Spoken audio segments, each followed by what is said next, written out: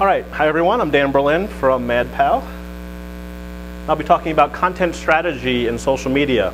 So again, my name's Dan Berlin. I'm an experienced research director at MadPal. We're an experienced research firm in the New England area. And I'm going to talk about social media and content strategy, how you're going to have a strategy with your social media. So the whole point here is to have the right message at the right time in the right place. And you know, it's this new tool out there that people want to use, but you can't just throw content to the wall and hope it sticks. You need to have a plan, and you need to unleash your content to your folks. And this is started by research, to understand your customers, all about the research, right?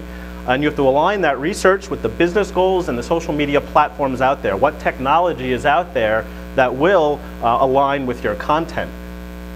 After you do your research, get into a messaging workshop. Now that you're armed with all this data, determine your goals, who the audience is, what your voice and tone is going to be, the timing, the keywords, and then the message.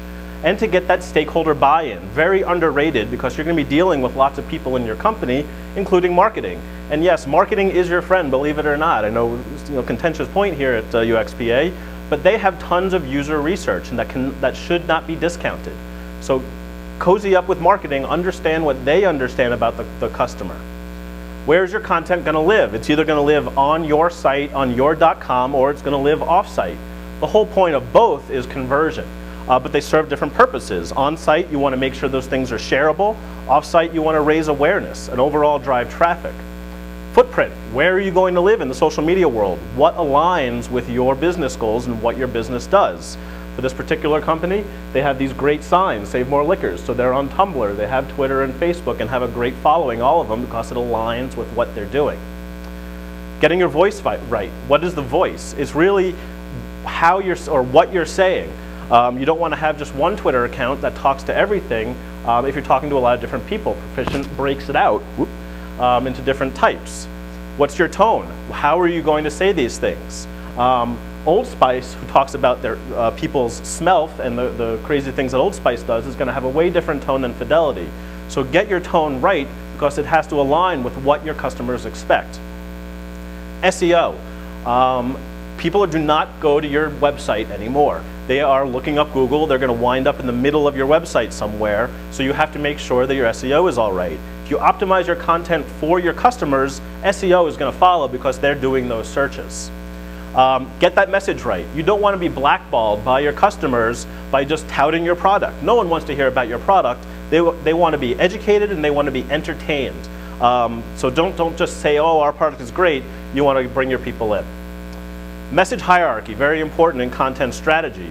You want to have that primary message, which is omnipresent throughout all of your messages, and it talks to the objectives. Secondary and tertiary, and of course it's calls to action. What should these users do based on these messages? Business processes. You need to get internal buy-in, because some people may be scared of social media. You need to assuage those fears. You need to get the workflow and the governance down. Who's going to be doing what, and who has the authority to give the go-ahead? Governance is very important. Content calendars, also called editorial calendars. Plan 6 months out. How are you going to release this content and have room for flexibility? You're going to have lots of incoming data on how people are reacting. You need to be flexible based on that, because you need to react to customers.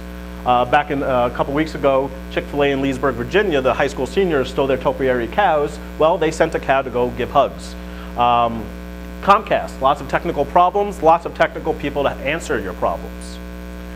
Why do you want to do this? Because you want to be a trusted resource. What is going to thrill users? Where are the users in the life cycle, and what information do they need at that point in the life cycle? And what satisfies both the business and the customer, and that's very important. You have to align those interests. You do not have to create all of your content. There's tons of content out there in social media. So get out there and see what's out there. What's on Mashable? What's on Reddit? What will your clients like that you can point them to? Don't create everything, because there's a ton out there. Flexibility based on data. There's tons of ways to get information about what people are reacting to, both positively and negatively, and you need to react on that quickly. So be nimble and have a plan for how you're going to react to negative and positive comments. And there are some tools out there that will help you. Hootsuite, TweetDeck, and Divi for the management of getting these messages out there, or for measurement, Radian 6 is the big one, to understand how people are reacting to your content and then you can make the decisions on what to do. So start with the user research, understand your goals in the landscape. Workflow in government's very important. Don't just create all the content, interact with your audience, and be a trusted resource. Give them information that they want, entertain and educate them. Thank you.